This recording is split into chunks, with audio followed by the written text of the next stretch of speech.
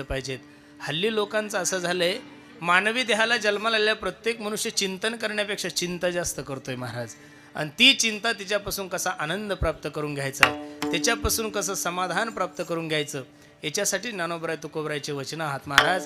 ज्यांना जगद्गुरु तुकोबरायच्या गाथ्याचा आश्रय आहे, ज्यांना ज्ञानोबरायच्या ज्ञानेश्वरीचा आश्रय आहे, जीवनात कितीही मोठं जरी दुःख असलं तरी ते लोक त्या अभंगावर विश्वास ठेवून त्या दुःखातून काय करू शकतात, पार होऊ शकतात. म्हणून सर्वांना माझी विनंती आहे, प्रत्येकालाच जाणं आहे महाराज. राहण्यासाठी कोणी आलेलंच नाहीये. फक्त कार्य असं करा की तुम्ही गेल्यानंतर तुमच्या नावाचा सुगंध या महाराष्ट्रात दरवळला पाहिजेत. वैकुंठवासी कैलासवासी आमचे रामभाऊ पाटील वा दांडगे यांच्या प्रथम पुण्यस्मरणानिमित्त त्यांच्या तिन्ही चिरंजीवानी म्हणजे आमचे अशोक दादा आहे, आमचे कैलास दादा आहे आणि आमचे विलास दादा आहे. मला आदर्श वाटतंय महाराज. कुटुंबही आदर्श आहे. ज्या बापाने या 3 रत्नांना जन्माला घातलंय, मी आतापर्यंत असे अनेक बाप पाहिले की त्यांनी दारूपायी जमीन विकलेली आहे महाराज. असे काही काही बाप पाहिले की त्यांनी राजकारणासाठी जमीन विकलेली आहे. असे काही काही बाप पाहिले की लोकांच्या पोरीपेक्षा माझ्या पोरीचं लग्न चांगलं झालं पाहिजेत, लोकांची जिरवण्यासाठी स्वतःची जमीन विकलेली आहे महाराज.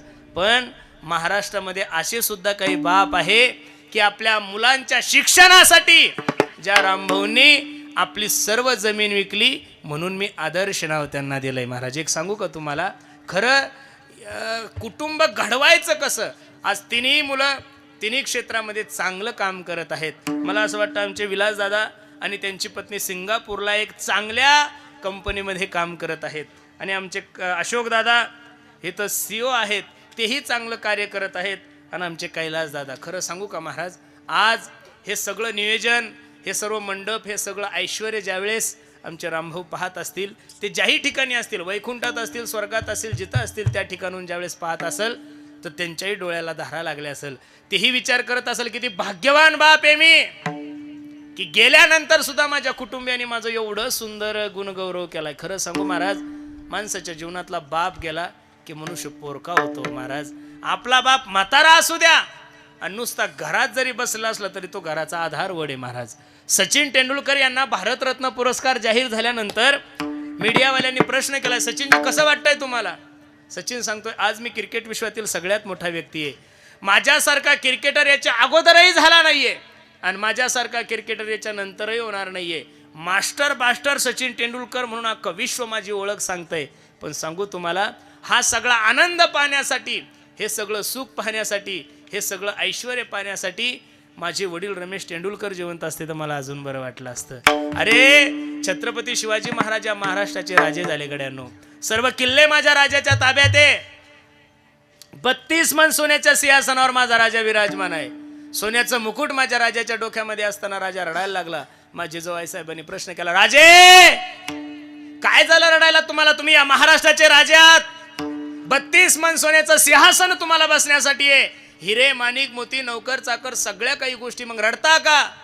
त्यावेळेस रडता रडता जनतेचा लाडका राजा आपल्या आईला सांगत होता, आई मी या महाराष्ट्राचा राजा आहे, सर्व किल्ले माझ्या ताब्यात आहे, 32 मन सोन्याच्या सिंहासनावर मी विराजमान आहे, सोन्याचं मुकुट माझ्या डोक्यामध्ये आई.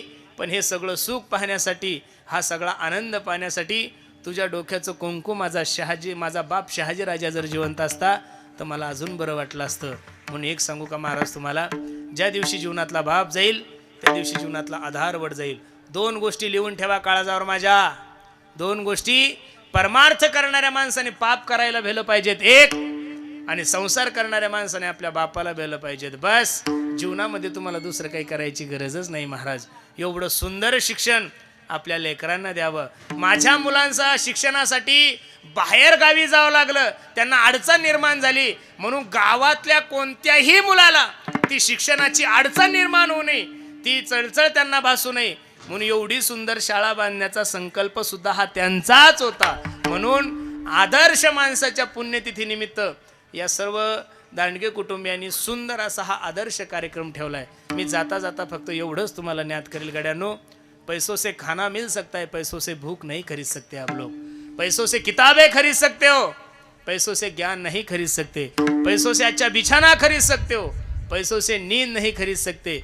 उसी तरह पैसों से बहुत अच्छी बीवी आप लोगों को मिल सकती है, लेकिन पैसों से एक बात इस बाजार में नहीं मिलती, उसे माँ बाप कहते. म्हणून वयस्कर मंडळीला माझी विनंती, बाबांनो, पोरांसाठी धुरे कोरण्यापेक्षा, पोरांसाठी एफड्या करून ठेवण्यापेक्षा, पोरांसाठी सगळ्यात मोठं जर धन काय असेल तर संस्कार आहे. संस्कार मुलांसाठी कमवून ठेवा. पोरांना स्वतःच्या पायावर उभं राहायची अक्कल द्या, म्हणजे दुसऱ्या समोर हात पसरायची वेळ त्यांच्या जीवनामध्ये येणार नाही. असं सक्षम कुटुंब तयार करण्याची जबाबदारी प्रत्येक बापाची या जगामध्ये आहे. आणि तो आदर्श या गावामध्ये, या जिल्ह्यामध्ये, या तालुक्यामध्ये जर कोणी करून दाखवला असेल तर आमचे रामभाऊ पाटील व दांडगे यांनी करून दाखवला आहे. आणि त्यांच्या पुण्यतिथीनिमित्त आपण सर्वच मंडळी इथे उपस्थित आहात, म्हणून द्यावे तेवढे धन्यवाद तुम्हा सर्व मंडळीला आहे. खूप सुंदर नियोजन. पहिल्यांदा मी ज्यावेळेस आलो त्यावेळेस मला थोडा भासच झाला, नेमकं लग्न आहे का काय आहे म्हणून. बरोबर आहे का नाही? एवढं गोड नियोजन. अरे जिवंतपणी काही पोरं आपल्या मायबापाला भाकरी घालत नाही, जिवंतपणी सुद्धा काही पोरं आपल्या मायबापाला बोलत नाहीये, पण आपल्या मायबापाचा उत्सव एवढ्या थाटामाटात करणारे लोकसुद्धा या महाराष्ट्रामध्ये आहे, हे विसरून चालणार नाही. म्हणून खूप सुंदर नियोजन या तिघा भावांनी या कार्यक्रमाचं केलं आहे. म्हणून पुनश एकदा त्यांच्या सर्वांच्या चरणी मी माझा माथा ठेवतो आणि जाताना सर्वांना विनंती करतो, मायबाप जीवन चांगलं जगा. कधीच असेल याची गॅरंटी नाही आहे. जाण्याच्या अगोदर फक्त एक काम करा की सिरून चालणार नाही. म्हणून खूप सुंदर नियोजन या तिघा भावांनी या कार्यक्रमाचं केलं आहे. म्हणून पुनश एकदा त्यांच्या सर्वांच्या चरणी मी माझा माथा ठेवतो आणि जाताना सर्वांना विनंती करतो, मायबाप जीवन चांगलं जगा. कारण मी नेहमी सांगतो, आई माझी मायेचा सागर, दिला तिने जीवनाला आकार. तळपत्या उन्हात आणि रखरख त्या रानात, राहिली समाजासाठी तू ग कष्टाच्या घामात. कधी मिळेल मुठभर घास, कधी घडे तिला उपवास. ओल्या मातीतून चालताना तुडविले काट्याचे फास. आई माझी मायेचा सागर, दिला तिने जीवनाला आकार. म्हणून पुन्हा एकदा सर्वांच्या चरणी मी माझा माथा ठेवतो. अनेक संत महात्मा प्रत्येक क्षेत्रातली मंडळी या ठिकाणी उपस्थित आहे. त्यामध्ये आपल्या जिल्ह्यातील सगळेच गुणीजन महाराज मंडळी, सर्वांच्या चरणी मी माझा माथा ठेवतो. आमचे आबा आहे दरकवाडीचे सरपंच, आमचे जिजा आहे श्रावण महाराज आहे, आमचे गणेश महाराज आहे, कोले महाराज आहेत, आमचे भगवान महाराज आहेत, ज्यांच्यामुळे तुमच्या दर्शनाचा योग आला. असे असणारे आमचे दादा महाराज पाटील, आमचे गणेश महाराज आहेत, आमचा अर्जुन आहेत, ज्यांनी गोड अशी माईक सिस्टीम लावली. दादाच्याही चरणी मी माझा माथा ठेवतो. आणि आज आवर्जून आपल्या कार्यक्रमाची शोभा वाढवण्यासाठी आमच्या पाटोदा ग्रामपंचायतचे आदर्श गावाचे आदर्श सरपंच आमचे भास्करराव पेहरे पाटीलसुद्धा आले. आता भरपूर सरपंच होतील तुमच्या गावामध्ये, ढिगाणं होतील, महिन्याला 2-2 बदलतील, पण पाटोदा हे गाव फक्त महाराष्ट्रामध्ये तुमच्यामुळंच आलं बरं उदयाला महाराज. गायक भरपूर आहे, पण नाव फक्त लता दीदीचंच घेतात लोक. नाही नाही, गायक भरपूर आहे, गायकाला काय सगळेच गायक आहे ना महाराज, नाव फक्त लता दीदीचंच घेतात लोक. क्रिकेटर का कमी आहे का महाराज? आता विराट कोहली आहे, धोनी आहे, कोणी आहे, पण नाव फक्त सचिन तेंडुलकरचंच घेतात. एकच माणूस असतो, सगळ्या माणसांना ते गोष्टी शक्य होत नाहीये. एखादा अवतारिक पुरुष असतो की ज्याला आपलं घरही स्वच्छ करा वाटतं आणि जग सुद्धा स्वच्छ करा वाटतं. तुमच्यासारखी प्रत्येकानं जर ही धारणा ठेवली तर महाराष्ट्र महाराज जगाच्या पाठीवर सुंदर राज्य होईल. पण अपेक्षाच नाहीये महाराज. काय त्या खुर्चीवर ताण आहे काही कळत नाही महाराज. तिथं माळकरी जरी जाऊन बसला तरी बिघडतो. मला तर असं वाटतं असे खिळे ठेवले पाहिजेत खालून, असे गोल खिळे, बसला की टोचले पाहिजेत त्यांना महाराज. बरोबर आहे का नाही? तुम्ही कितीही सात्विक माणूस त्याच्यावर बसवा, तो बसला की बिघडतो. तो त्या खुर्चीचा दोष आहे. कशाचा दोष आहे? खुर्चीचा दोष आहे. त्याला तिथं गेल्यानंतर काही करायची इच्छाच होत नाही महाराज. तो पहिला म्हणतो पहिला स्वतःचा विकास, नंतर समाजाचा विकास. अजिबात नाही. ज्यांनी स्वतःचा विकास केला ते भंगले हो महाराज लोक. ज्यांनी समाजाचा विकास केला, ज्यांनी समाजाचं हित डोळ्यासमोर ठेवलं, निश्चित असेच लोक या जगामध्ये काय राहिले, अजरामर राहिले. म्हणून भास्करराव पेहरे पाटील सुद्धा या कार्यक्रमाची उपस्थिती लाभण्यासाठी आलेले आहेत. आम्हा सर्वच कीर्तनकार महाराज मंडळीवर एक अत्यंत प्रेम करणारं एक लाडकं व्यक्तिमत्व, ते राजकारणात कसे गेले हाच मला मोठा प्रश्न आहे. खरं तर ते कीर्तनकार पाय होते आपल्या परिसरातील महाराज.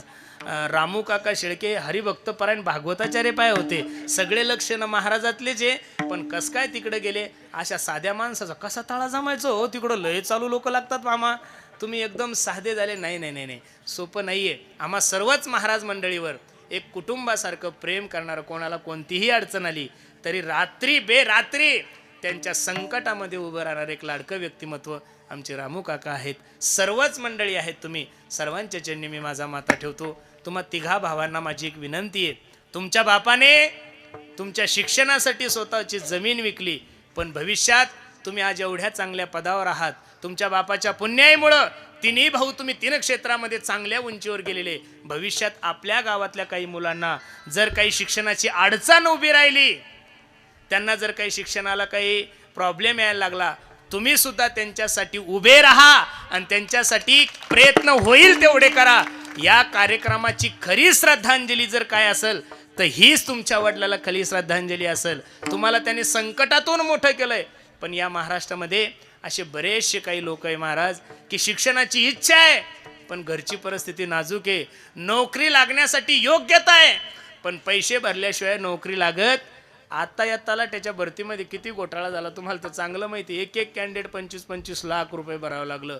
तुम्हाला 100% जरी आरक्षण भेटलं तरी लक्ष देऊन ऐका, नोकरीसाठी पैसे भरावं लागणार म्हणजे लागणार. हा जगाचा नियमच आहे. 100 जागा असतात, त्यातल्या काही दुसऱ्या लोकांसाठी असतात आणि जेवढ्या असतात त्यात पुढाऱ्याच्या ओळखीचे लोक असते. मग आपला नंबर लागल कधी. म्हणून एखादा चांगला मुलगा असेल आणि त्याच्या शिक्षणानं जर तो जीवनामध्ये प्रगती करत असेल तर निश्चित अशा मुलांची दखल घ्या आणि त्यांना शिक्षणासाठी मदत करा अशी मी तिन्ही भावांच्या चरणी विनंती करतो आणि माझ्या वाणीला पूर्ण विराम देतो. ज्ञानेश्वर माऊली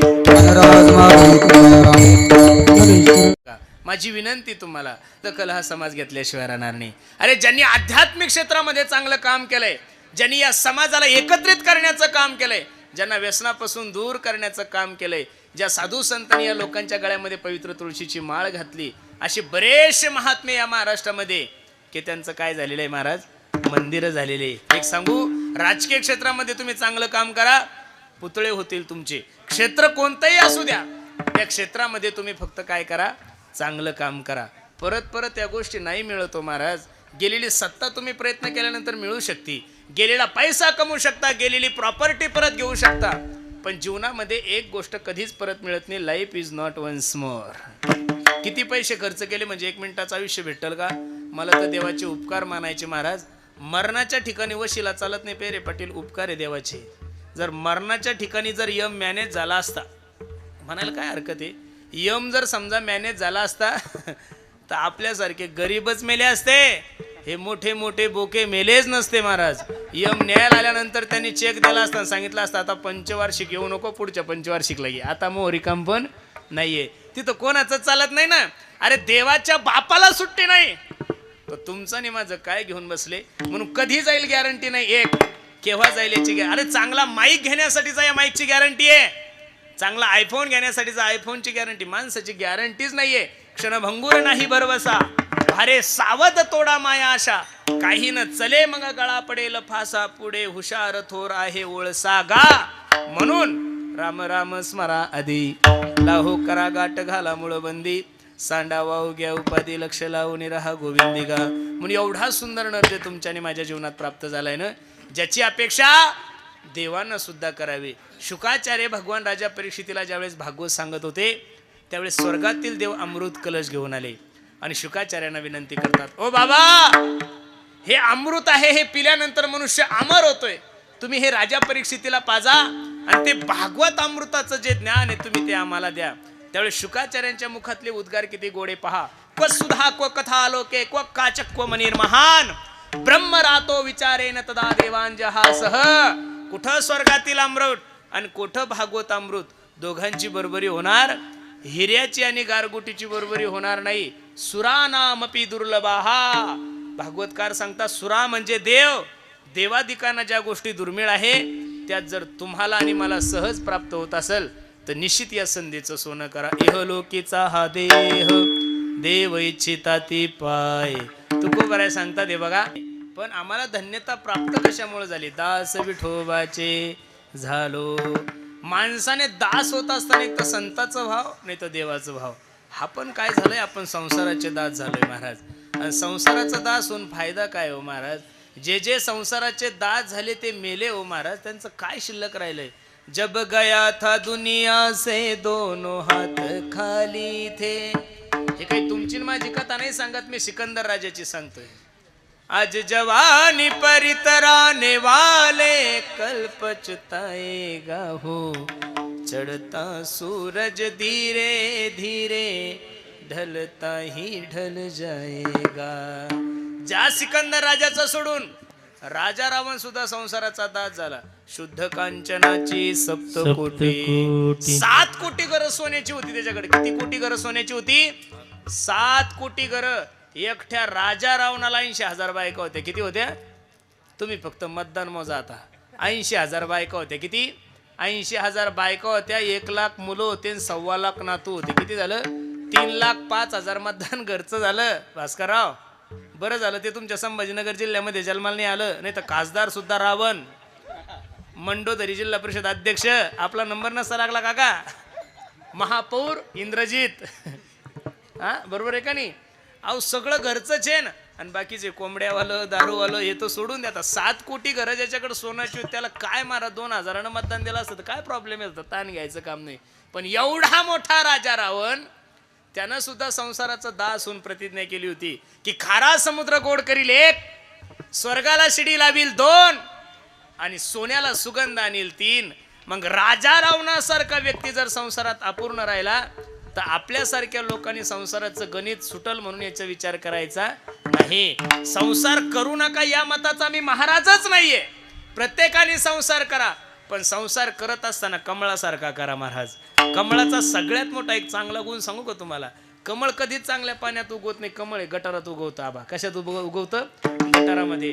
पण कमळाचा गुण एवढा चांगला आहे, उगवतं गटारामध्ये पण शिंतुडा सुद्धा अंगाला लावून घेत नाही. तसं साधू संत सांगतात संसारी असावे, असोनी नसावे. फक्त चाललंय माझ्या देवाच्या सत्तेनं चाललंय समजा. जे झालंय ते देवाच्या सत्तेनं झालं समजा, आणि जे होणार आहे ते देवाच्या सत्तेनं. एवढा अभिमान झालाय महाराज लोकांना.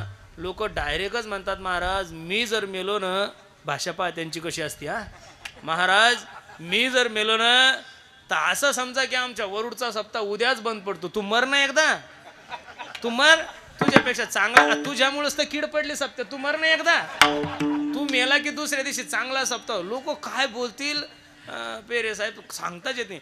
डायरेक्ट म्हणतात महाराज मी जर मेलो ना तर असं समजा या संभाजीनगरचं राजकारण उद्याच संपलं. अरे भाऊ तू मरून बघ एकदा. सगळे लोक बाशिंग बांधून तयार आहे, तू ताण घेऊ. काही काही तर तुझ्या मरणाची वाट पाहू राहिले, पण तू मरेन हा मोठा प्रश्न आहे. कोणा वाचून जगात काय राहतंय महाराज? पूर्वीचे लोक म्हणायचे इंदिरा गांधी गेल्या भारताचं कसं होईल. काय झालं भारताचं? काहीच नाही झालं. इंदिरा गांधी गेल्या तर सोनिया गांधी आल्याच ना, भारत थोडा बंद पडला. सोनिया गेली, मोदी साहेब आले, उद्या तेही जातील. कोणीतरी एक वाक्य लिहून ठेवा ज्याच्यात नित्य बदल होतो. जिथं कोणा वाचून काही राहत नाही त्याला जग म्हणतात.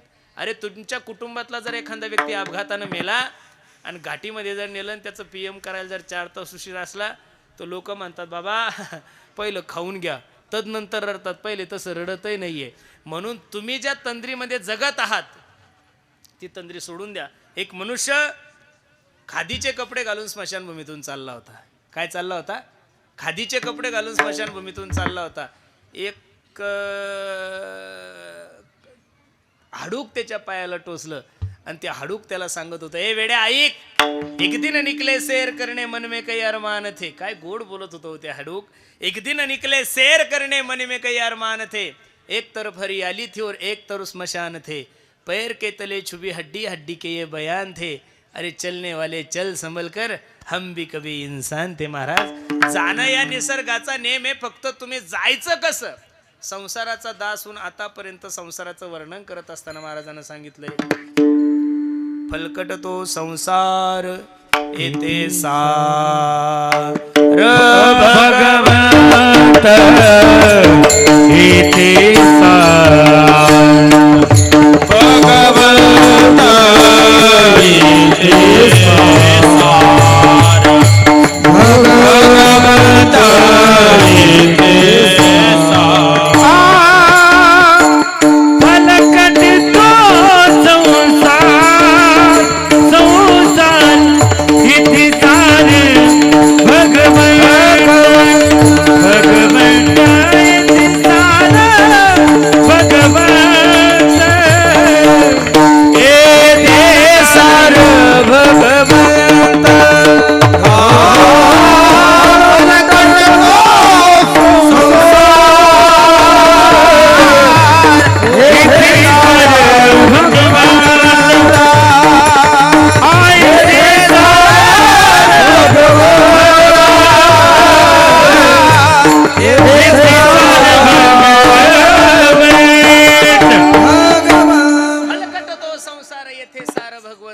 असणाऱ्या भगवान परमात्म्याला जीवनामध्ये आपलंसं करा. बस माझी विनंती गड्यानो.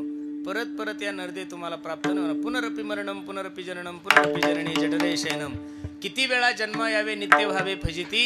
आंधळेच्या हातात कावळा सापडावा तसा नरदेव सापडलाय. आपला विश्वास कमी पडतोय देवावर महाराज. कुठंतरी आपला विश्वास कमी पडतोय. मी नेहमीच सांगतोय तेरी बिगडी हो तेरी बिगड़ी बनाएगा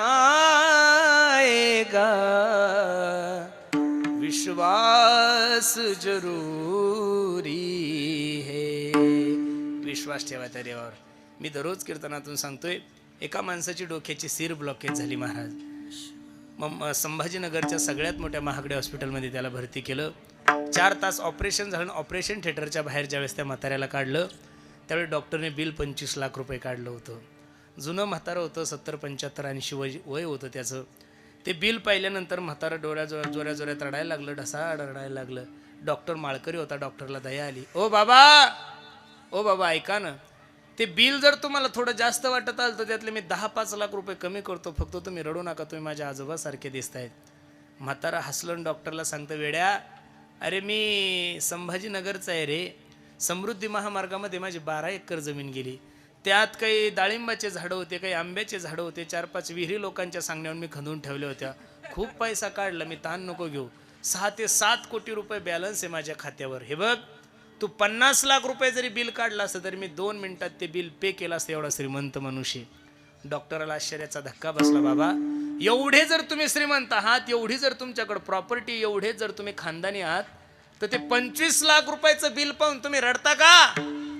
त्यावेळेस म्हाताऱ्यानं रडता रडता डॉक्टरला उत्तर दिलं. डॉक्टर अरे 4 तास आयुष्यामध्ये माझं शरीर सांभाळलंय तू, तर माझ्या शरीराचं मेंटेनन्स 25 लाख रुपये काढलं. वेड्या वयाच्या 85 वर्षापर्यंत माझ्या देवानं मला सांभाळलं, पण रुपयाचं सुद्धा मेंटेनन्स घेतलं. ही जीवनामध्ये कधीतरी कळलं पाहिजे. अरे घरपट्टी जर नाही भरली तर तुम्हाला ग्रामपंचायतला उभं राहता येत नाही. हा ग्रामपंचायतचा GRA आहे ना पेरे पाटील. वा वा वा. अहो तुमच्यामुळं महाराष्ट्राला ग्रामपंचायती कळाल्या नाही तर ग्रामपंचायतच लोकांना माहिती नव्हती महाराज. वास्तविक महाराष्ट्रात नाही जगातलं सगळ्यात हलकट निवडणूक म्हणजे ग्रामपंचायतची. खाता तर काही येत नाही आणि लोक भांडणं केल्याशिवाय राहत. एखादा सरपंच झाला आणि त्यानं 500 एकर जमीन घेतली. एखादा माणूस तुम्ही दाखवा हा सरपंच होऊन त्यानं 10-5 एकर विकली. अशी मी तुम्हाला नावाने सांगू शकतो. माझी आई 1,500 सरपंच झाली होती. किती? 1,500.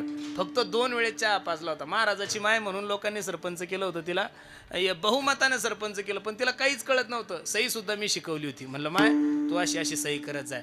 एक तर काही खाता येत नव्हतं आणि खाऊ देताही नव्हती. मीच राजीनामा घेतला. म्हणलं तू सही कर आणि देऊन टाक. एक तर तुलाही खाता येत नाही, दुसऱ्याचं पोट दुखतं. ज्याचा त्याचा तो व्यवसाय ज्याला त्याला जमत नाहीये. ठराविक काही लोक आहे महाराज की त्यांनी ग्रामपंचायतला सुद्धा आदर्श नाव मिळवून दिलं. नाही तर ग्रामपंचायतकडे बघण्याचा लोकांचा दृष्टिकोन चांगला नाही हो महाराज. म्हणून मी तुम्हाला एवढंच सांगत होतो, ज्या जगाच्या मालकाने तुम्हाला जन्माला घातलंय त्या जगाच्या मालकावर विश्वास ठेवा आणि त्याच्यासाठी वेळ काढायला शिका. बाकीच्या जेवढ्या काही गोष्टीला तुम्ही जीवनामध्ये प्राधान्य देतात ना महाराज, हे सगळे नाते, हे सर्व संबंध, हे सगळी प्रॉपर्टी, याचं सर्वांचं वर्णन करत असताना साधू संतांनी किती गोड प्रमाण खर्च केलंय. जोवळी चळण गा तोवरी मनती माझा, मानती लहान थोर देह सुखाची आकाजा, इंद्रिय मावळली आला बागुल, आजा कैसा विपरीत झाला तुझी देह नव्हे तुझा. जोपर्यंत सत्ता आहे, जोपर्यंत संपत्ती, जोपर्यंत पद आहे, तोपर्यंत लोक तुमच्या माग माग फिरतात महाराज. काही लोकांचं टोपण नाव अण्णा असतं बरं. अण्णा आजारे सोडून आणि तुमच्या संभाजीनगरचे अण्णा सोडून बाकीचे सगळे अण्णा धरा. अण्णांनो लक्ष देऊन ऐका माझं. एवढा अण्णाचं वजन असतं महाराज. अण्णा ग्रामपंचायतमध्ये गेले की अण्णाला पहिली खुर्ची, अण्णा सप्त्यात गेले की अण्णाला पहिली खुर्ची, अण्णाला पहिली चाल, अण्णाला पहिला हार, अण्णाचा पहिला सत्कार. पण बसणारे अण्णांनो, लोक तुम्हाला कुठपर्यंत अण्णा म्हणतात लक्ष देऊन ऐका बरं. जोपर्यंत तुमचं अन्न चालू आहे तोपर्यंत लोक अण्णाला अण्णा म्हणतात. ज्या दिवशी त्याच अन्नाचं अन्न बंद होईल त्या दिवशी तोच अन्नाला महाग होतो. एवढं जरी आजकालच्या अन्नाला कळलं तरी खूप झालं. जन हे सुखाचे दिल्या घेतल्याचे, अंत हे काळीचे नाही कोणी. म्हणून जीवनामध्ये दास होत असताना एक तर साधूचा व्हा नाही तर संताचा व्हा. तुकोबरायची भाषा तर किती गोड आहे. तुकोबराय तर याच्या पुढे निघून गेले. पहा, तुमची ये दासीचा दास करून ठेवा, तुमची ये दासीचा दास करून ठेवा, तुमची ये दासीचा दास करून ठेवा,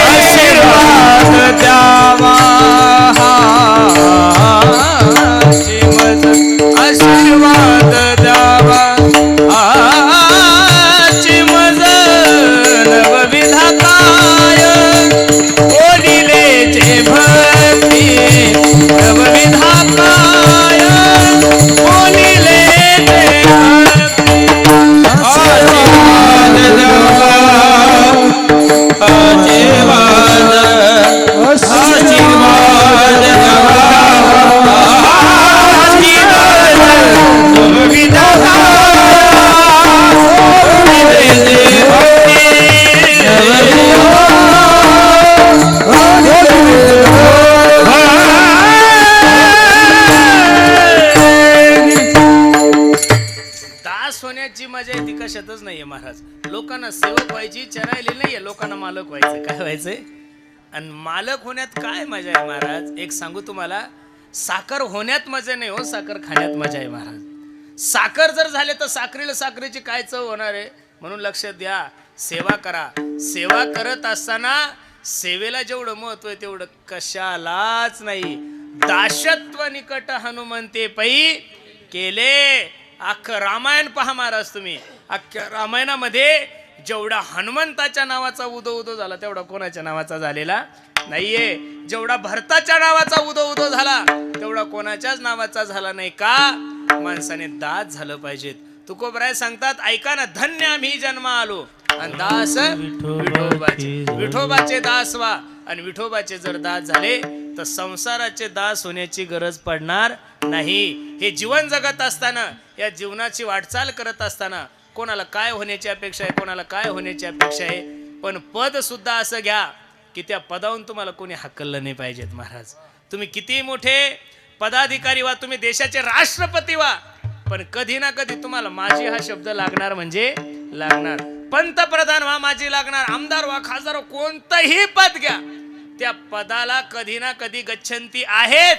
पण जीवनामध्ये एक पद असं आहे, सच्चिदानंद पदवी घेणे. आणि सत चित आनंद हे तिन्ही स्वरूप माझ्या भगवान परमात्म्याचे.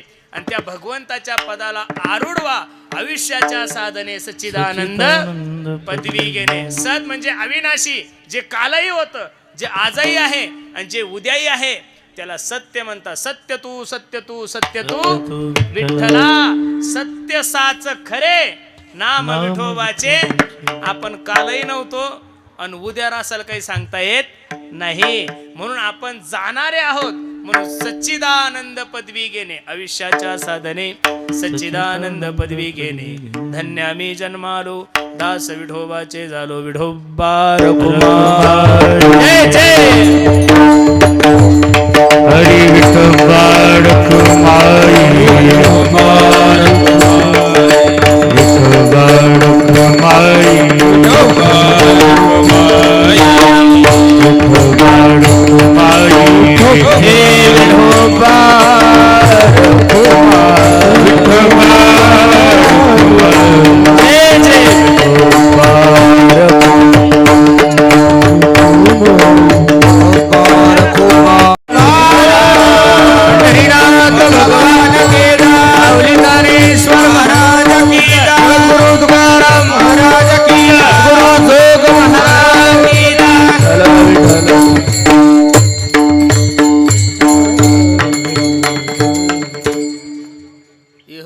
लोकीचा हा देह देव इच्छिता ते पाय धन्य आम्ही जन्मालो दास विठोबाचे झालो आयुष्याच्या साधने विको कमी कर सच्चिदानंद पदवी घेणे धन्य आम्ही जन्मालो दास विठोबाचे झालो तुका म्हणे पावटणी करू स्वर्गाची निशाणी धन्य आम्ही जन्मालो दास विठोबाचे झालो महायोग पीठे तटे भीमरथ्यां पुंडरीकाय धातुं मुनींद्रेः समागत्य तिष्ठन्तमानंद कंदम परब्रह्मलिंगम भजे पांडुरंगम पांडुरंगा करू प्रथम नमन दुसरे चरण संताचिया त्यांच्या कृपादाने कथेचा विस्तारू बाबाजी सद्गुरुदास तुका संपादे ज्ञानांच्या विदाय भक्तिं विलोकितो येन समाधी राजा वैराग्यवंतं सुविचारयुक्तं नमामि जोगं शिरसा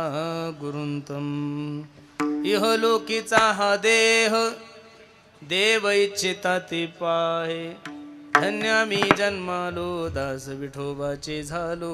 प्रस्तुत प्राप्त प्रसंगी प्राप्त वेळी चिंतन रूपी सेवेसाठी जो निवडलेला अभंग आहे तो जगद्गुरु जगन्मान्य देहूचे सुप्रसिद्ध साधू वैराग्याचे महामेरुराष्ट्र ज्ञानेश्वरी तुकोबराय यांचा हा 4 चरणाचा अभंग असून या अभंगामध्ये माझे जगद्गुरु तुकोबराय मानवी देहाचं महत्त्व या अभंगामध्ये तुम्हाला आणि मला पटवून सांगत आहेत. अभंगावर काही चिंतन करण्यापूर्वी अभंगाचा प्रतिपाद्यविषयी तुम्हा सर्व मायबापासमोर ठेवण्यापूर्वी थोडासा परिहार द्यायचा तो असा भव्य दिव्य स्वरूपाचा हा एक दिवशी कीर्तन महोत्सव काय कारणानं आहे काय निमित्तानं आहे तुम्हा सर्व मंडळीला ज्ञात जरी असलं तरी सांगण्यासाठी तुम्हाला खूप दुरून बोलवलंय. एक आदर्श पित्याची पुण्यतिथी सर्व त्यांच्या कुटुंबियांच्या वतीने हे कुटुंब सर्व साजरी करत आहेत.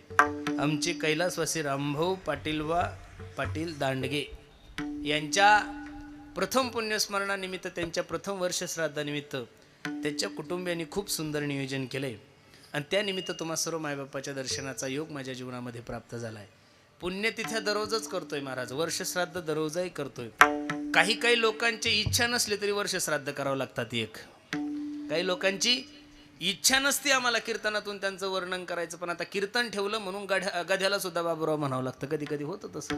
काही लोकांनी जीवनभर दारू पिलेली असते जीवनभर वाईट वागलेला असतो जीवनभर मांसाहार केलेला असतो आणि आमचं नशीब एवढं खराब असतं की आम्ही त्याच्या कीर्तनाला अभंग घेतो. यासाठी केला होता अट्टहास शेवटचा दिवस गोड व्हावा. बस याच्याहून कळून जायचं की कीर्तनकारही नरकात ऐकणारेही नरकात. पण मी सुरुवातीलाच रामभाऊंच्या विषयी बोलत असताना आदर्श पिता म्हणून त्यांचं नाव वर्णन केलेलं आहे. म्हणून ज्यांनी जीवनामध्ये सर्वात मोठं प्राधान्य आपल्या लेकराच्या शिक्षणाला दिलं म्हणून त्यांना आदर्श पिता म्हणून मी नाव दिलंय. विठ्ठल विठ्ठल विठ्ठल विठ्ठल. आणि एका आदर्श पित्याच्या पुण्यतिथी निमित्त हा भव्य दिव्य स्वरूपाचा कार्यक्रम आहे आणि त्यानिमित्त तुम्हा सर्व मायबापाच्या दर्शनाचा योग माझ्या जीवनामध्ये प्राप्त झालाय. थोडं लक्ष द्या माझ्या कीर्तनात. जाणं या निसर्गाचा नेम आहे जाणं या प्रकृतीचा नेम आहे. जोही व्यक्ती जन्माला आला त्या प्रत्येक माणसाला जावंच लागतं. असा माणूस नाहीये की तो राहण्यासाठी आलेला आहे. प्रत्येकाच्या जाण्याचा दिनांक वेगळा आहे प्रत्येकाच्या जाण्याची तारीख वेगळी प्रत्येकाच्या जाण्याचं ठिकाण वेगळे प्रत्येकाच्या जाण्याचं कारण वेगळे पण मृत्यू लोकांमध्ये जोही मनुष्य जन्माला आला त्याला जावंच लागणार आहे. बऱ्याचशा ठिकाणी पुण्यतिथीला कीर्तनाला गेल्यानंतर त्यांचे कुटुंबीय आमच्याशी संवाद साधतात. बाबा खूप कष्ट केले हो आमच्या वडिलांनी आमच्यासाठी. आता त्यांचे आरामाचे दिवस आले आता त्यांचे खाया पियाचे दिवस आले. आमचे वडील आम्हाला सोडून गेले. एक काही सांगतात आई सोडून गेली. 2 काही सांगतात भाऊ सोडून गेला काही सांगतात मित्र सोडून गेला काही सांगतात पत्नी सोडून गेली. बसणारे जाणकार मंडळी लिहून ठेवा माझं एक वाक्य काळजावर. लोक तुम्हालाही सोडून गेलेले आणि लोक मलाही सोडून गेलेले. लोक तुम्हालाही सोडून गेले लोक मलाही सोडून गेले. हे जगातलं आश्चर्य नाहीये गड्यांनो. लोक आजच्या तारखेमध्ये जिवंत आहे. जगातलं सगळ्यात मोठं आश्चर्य. एक सांगू स्वर्गातील देव नाही अवतारिक जेवढे काही महात्मे या महाराष्ट्रामध्ये या विश्वामध्ये जन्माला आले अवतारिक लोकांना जर या विश्वातून जावं लागलं तर तुमचं माझं काय घेऊन बसले. कबीर महाराज सांगतात आया है सो जाएगा राजा रंक फकीर कोई सिंहासन चढ़ा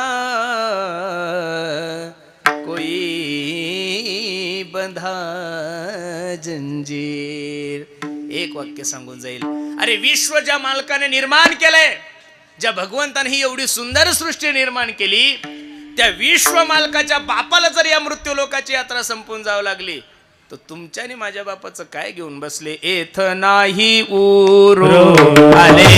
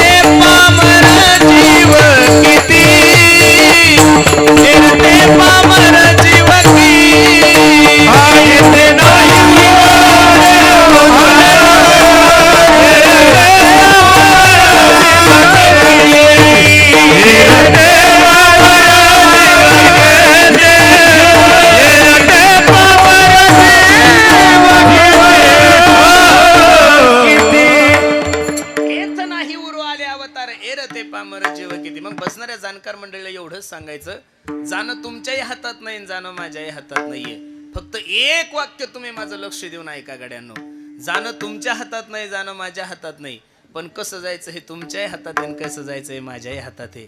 बसणाऱ्या मंडळीला एवढी विनंती करेल, मायबाप कोणाच्या पुण्यतिथीला गेले की नुसता बुंदी भात नका खात जाऊ, तो घरी खायला भेटतो तुम्हाला नाही मला. कोणाच्या कीर्तनकाराच्या कीर्तनासमोर गेल्यानंतर नुसत्या बगळ्यासारखा माना नका हलवा जाऊ. कीर्तनकारासमोर बसल्या बसल्या हाही विचार जीवनामध्ये करत जा की मी गेल्यानंतर सुद्धा माझ्याही घरच्यांनी माझी पुण्यतिथी घातली पाहिजेत. मी जाणकार मंडळीला छोटासा प्रश्न करील, तुम्ही एवढं चांगलं जगूच नका की तुमच्यासाठी संभाजीनगर जिल्हा रडेल. मला माहिती आहे एवढं तुम्ही चांगलं जगू शकत नाही, आपला जिल्हाही खूप मोठा आहे, पण कमीत कमी आपला तालुका आपल्यासाठी रडावा एवढ्यासाठी तर प्रयत्न प्रत्येकाने केलेच पाहिजेत. बरं नका का तालुका रडेनं, कमीत कमी आपली वरुड आहे ना, आपलं वरुड आपल्यासाठी रडवा. आता याच्यापेक्षा मी अजून किती खाली यायचं? मी काय एखादा सरकारचा मंत्री आहे थोडं म्हणून तुम्हाला आरक्षण देणार आहे? याच्यापेक्षा अजून किती खाली? बरं जाऊ द्या, नका का तुमचं गाव रडणं, कमीत कमी नातेवाईक तर रडले पाहिजेत का नाही? अहो काही काही लोकांचं दुर्भाग्य असं असतं की महाराज त्यांच्या घरचे त्यांच्या मरणाची वाट पाहतात. मी नारदाच्या गादीवरून आव्हान करील गड्यांनो, लोकांनी आपल्या मरणाची वाट पाहू एवढे दिवस जगताच कशाला? अरे छत्रपती शिवाजी महाराज ज्या दिवशी मरण पावले त्या दिवशी महाराष्ट्र पोरका झाला यात नवल नाहीये. त्यांच्या कुटुंबियावर दुःखाचा डोंगर कोसळला यातही नवल नाहीये. सर्व महाराष्ट्र पोरका झालाय, सगळं महाराष्ट्र रडतो यात नवल नाहीये. छत्रपती शिवाजी महाराज गेले ही बातमी वाघ्या नावाच्या कुत्र्याला कळल्यानंतर वाघ्या नावाच्या कुत्र्यानं महाराजासोबत प्राण सोडलेला आहे. मी एवढी गॅरंटी तर तुमची घेतो आणि माझीही घेऊ शकतो, तुमच्याने माझ्यासाठी कुत्रे नाही मारणार हे मी तुम्हाला स्टॅम्पवर लिहून देतो. पण तुमच्याने माझ्यासाठी 2 माणसं तरी रडले पाहिजेत, प्रत्येकाने याची तयारी करा. एक सांगू, कबीरा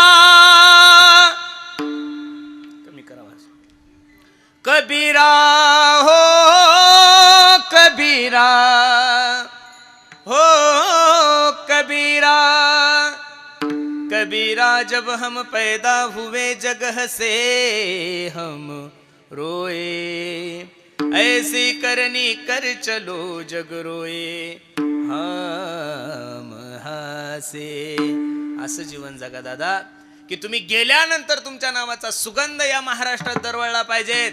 अरे दररोज हजारो लोक महाराष्ट्रामध्ये जन्माला येतात, दररोज हजारो लोक महाराष्ट्रामध्ये मारतात, मग महाराष्ट्र प्रत्येकाची दखल घेतो होय? अजिबात नाहीये. एक वाक्य लिहून ठेवा काळजावर, ज्या रक्ताने जीवनभर फक्त स्वतःच्या रक्ताचा विचार केला त्या रक्ताचं दुर्भाग्य असं असतं की त्याचं घरचं रक्त त्याची दशक्रिया विधी घालत नाही. पण ज्या रक्ताने या देशाचा विचार केला, या समाजाचा विचार केला, रात्रंदिवस समाजाच्या हितासाठी ज्यानं आपलं शरीर झिजवलंय, असा कोणताही मनुष्य असू द्या, तो शरीर रूपाने जरी महाराष्ट्रामध्ये नसेल पण चंद्र सूर्य असेपर्यंत महाराष्ट्र त्या रक्ताला विसरत नाही. या महाराष्ट्राचा इतिहास आहे. गेले दिगंबर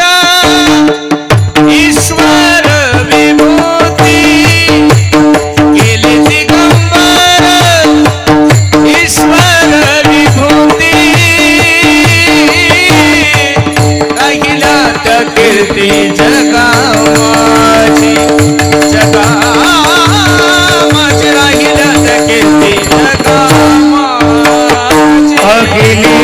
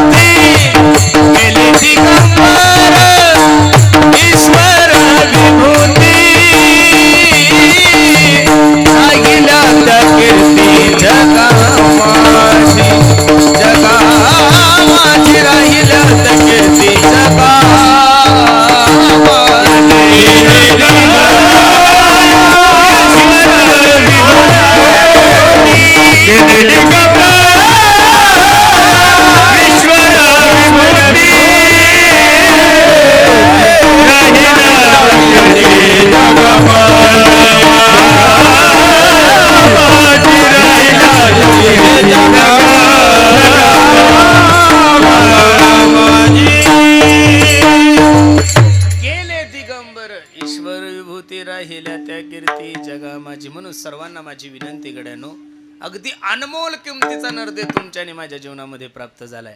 सर्व गोष्टीची तयारी करणारे लोक आहोत आपण. आज एवढं सुंदर नियोजन या कुटुंबियांनी केलं.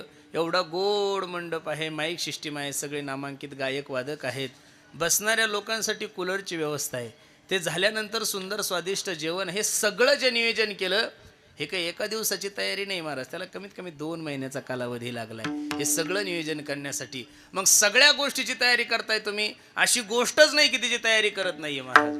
मुलाला MBBS करायचं, मुलीला इंजिनियर करायचं, पोराचं लग्न करायचं, पोरीचं लग्न करायचं, शेती कशी पिकवायची, सगळ्या गोष्टीची तयारी करताय. मग का हो महाराज, संसारातल्या सर्वच गोष्टीची तयारी करणारे लोक आपण कधीतरी मरणार आहोत याची कधी तयारी करणार आहे?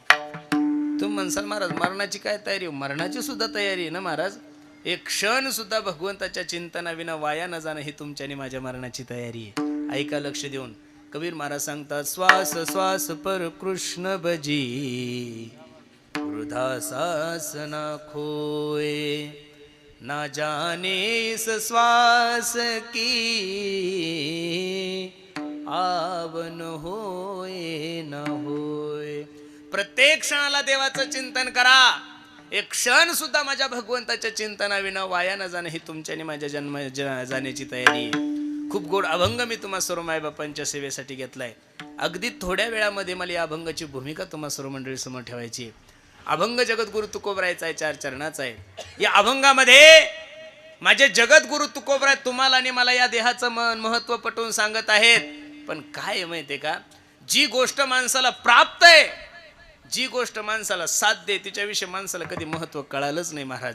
या महाराष्ट्राला सगळ्यात मोठी लागलेली एक कीड आहे.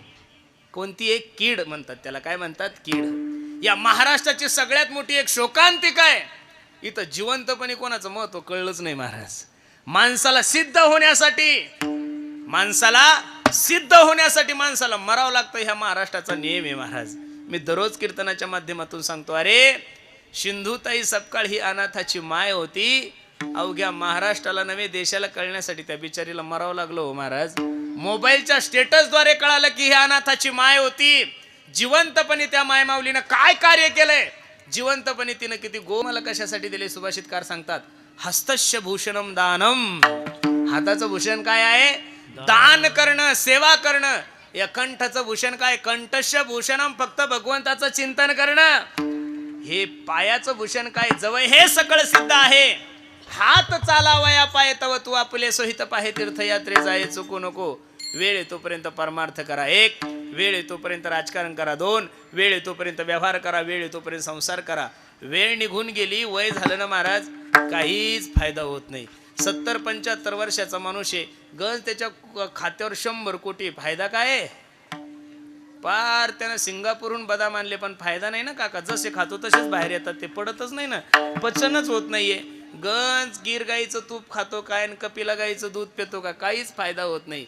खाण्यासाठी, पचन होण्यासाठी माणसाचं शरीरही चांगलं लागल. तुम्ही 70-80 वर्षाचे, मी तुम्हाला आता बद्रीनाथ केदारनाथला माझ्या पैशाने घेऊन जातो, कसं शक्य होईल महाराज? अरे केदारनाथला काही अंतरावर गेल्यानंतर ऑक्सिजन घेता येत नाही ना, म्हणून तीर्थयात्रेसाठी सुद्धा वयाची मर्यादा आहे. 1, समाजाची सेवा करायची असेल वयाची मर्यादा आहे. 2, नोकरी सुद्धा करायची असेल वयाची मर्यादा आहे. 3, मिलिटरीत जायचं असेल, पोलीस व्हायचं असेल, कोणत्याही गोष्टीला तरुणाला खूप मोठं प्राधान्य आहे. म्हाताऱ्या लोकांचं काय घेऊन बसले महाराज? अरे ज्या व्यक्तीकडून पापच होत नाही तर पुण्याची काय अपेक्षा करायची महाराज? 65 वर्षाचं म्हातारं झालं की सरकार म्हणतो भाऊ तू घरी मर, फुकटचं पेन्शन घे, डोक्याला त्रास देऊ नको. 65 वर्षाचं म्हातारं सरकारला चालत नाही तर महाराज लोकांना का पाटकुळी घेऊन फिरायचं का? फायदा काय? तरणा भाग्यवंत नटे हरी कीर्तनात, म्हणून एवढा सुंदर नरदे तुमच्याने माझ्या जीवनामध्ये प्राप्त झालाय. याचं महत्व कळालं नाही. काही लोकांना याचं महत्व कळालंय. स्वर्गीचे आमर इच्छिताती देवा,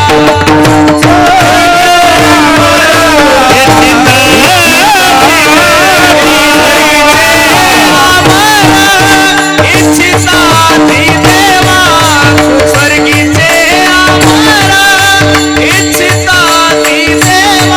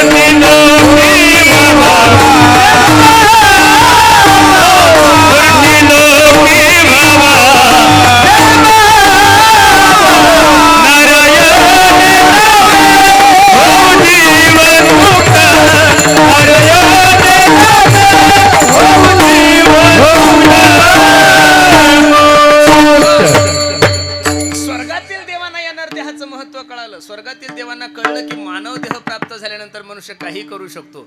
स्वर्गात सगळ्या गोष्टी, पण तिथं कीर्तन ऐकायला भेटत नाही. तिथं तुम्हाला पंढरपूरची वारी नाहीये.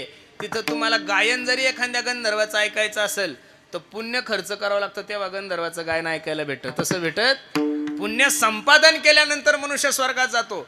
पण स्वर्गात जाणं म्हणजे एटीएम आहे. काय? एटीएम. ज्या ज्या वेळेस तुम्हाला पैसे लागेल, एटीएम म्हणजे एनी टाइम म्हणजे तुम्ही कोणत्याही ठिकाणी जा, तुम्हाला अडचण आली की पैसे काढू शकता. पण पैसे काढण्यासाठी तुमच्या अकाउंटवर पहिलं काय लागेल? बॅलन्स लागेल. काय लागेल?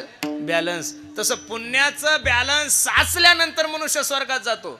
पण तुम्ही काय एकदा पुण्य कमी झालं, भगवान श्रीकृष्ण अर्जुनाला गीतेच्या 9व्या अध्यायामध्ये सांगतात, अर्जुन ऐक, पुण्य संपल्यानंतर काय परिस्थिती? त्वे त्वं भुक्त्वा स्वर्ग लोकम विशालम क्षिणे पुण्यमृत लोकम विशंती एवं तै धर्म मनु प्रपन्ना गतागतम कामा लभन्ते मग तया पुण्याची पावटी सरे सेवेची इंद्रपणाची उटी उतरे येऊ लागती माघारे मृत्यू लोका. पुण्य संपल्यानंतर इंद्राला सुद्धा उंदीर व्हावं लागतं. म्हणून जी गोष्ट स्वर्गात दुर्मिळ आहे ती इथंच आहे ना महाराज. इथं सगळ्या काही गोष्टी पण माणसाला कळत नाही ना.